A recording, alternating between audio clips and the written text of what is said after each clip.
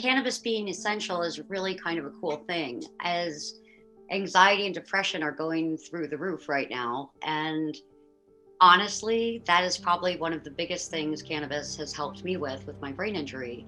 Hello, I'm Nikki Lawley, and 10, 11, 16, about 4 years ago, I was working as a pediatric nurse, just like any other day. And this particular day, everything just went different. A child did not want a vaccine, a routine immunization. He was very combative, therefore was holding on to the child's arms.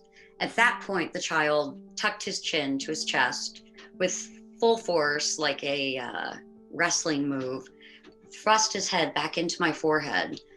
I threw, my body was thrown into the wall and then back into his head. So it was a double impact whiplash type injury that changed my life forever. It was very frustrating because I was doing everything that the doctors said to do. I took over 50 different medications at various points of this journey, and every pharmaceutical seemed to have a more drastic side effect, including suicidal thoughts. And I was told that I just have anxiety and depression because I can't work, but it was so much more than that. The darkness and the feelings of hopelessness, the drugs really messed up my brain chemistry is the best way of saying it. And I was pretty close to planning my death on a daily basis and just talking about it like I am now. And it was really frightening when you think that the side effects of pharmaceutical can cause someone to spin so out of control and into a dark hole when this is a medicine that's supposed to help you. I can say for certain, I was planning my death in January of 2017. And I was in Las Vegas because my husband was trying to be the good guy and cheer me up, because that was my favorite place to go and gamble and have a little vacation. We got to the hotel. We were facing the strip. It was only like 7 or 8 stories up. I remember my husband left because I was so miserable. And he just said, I gotta go for a walk. I mean, you won't leave this room. Are we just gonna stay here? And I mean, it was a very tumultuous time for him as well. He came back, and while I was out on the balcony planning my death, I literally saw a billboard cruising by that said, get your Nevada medical card here today. And I'm like, huh? And then it came back again. And I'm sharing this because the universe played an insane, crazy role in how I discovered this plant. That day, I found hope.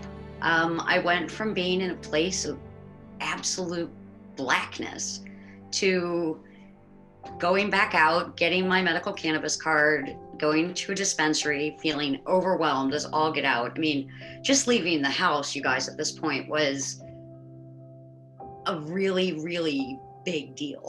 So for me to actually go back out again after just coming into the room and all these things just going on was a really major step. So then when I went in the dispensary, and I had a really cool bud tender that, like, he was probably like 21.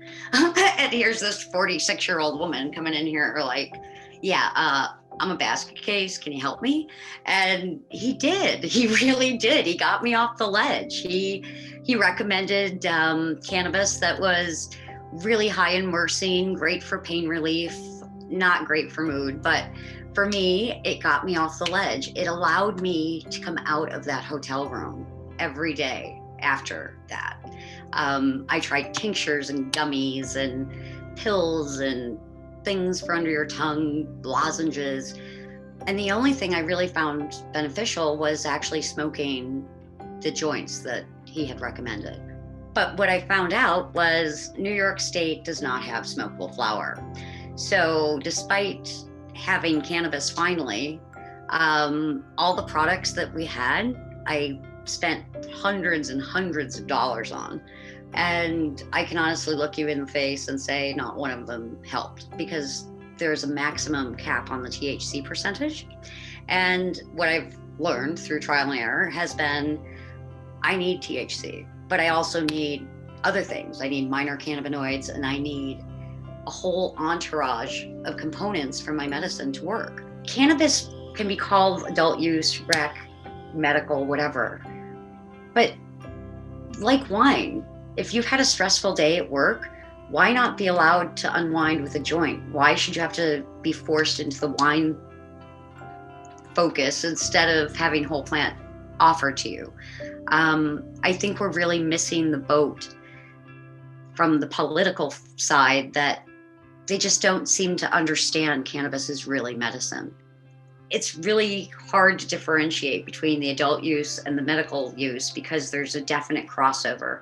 People that buy in the rec store ultimately are still medical patients.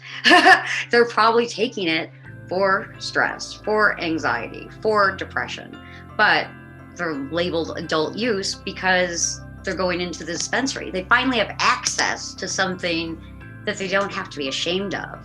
So I see adult use as being a huge acceptance wave of us being allowed to have plant medicine. But I also see it as, if it's not done right, it just is another failure. It's just truly a failure of the system. In the US, if we could do co-op gardens where we can designate a caregiver to grow for us that can actually produce the strains that we really need. I'm not a scientist. I'm a nurse gone patient. So I can't speak to you from a really technical, exactly why this all works perspective, but I can tell you from a real life patient standpoint.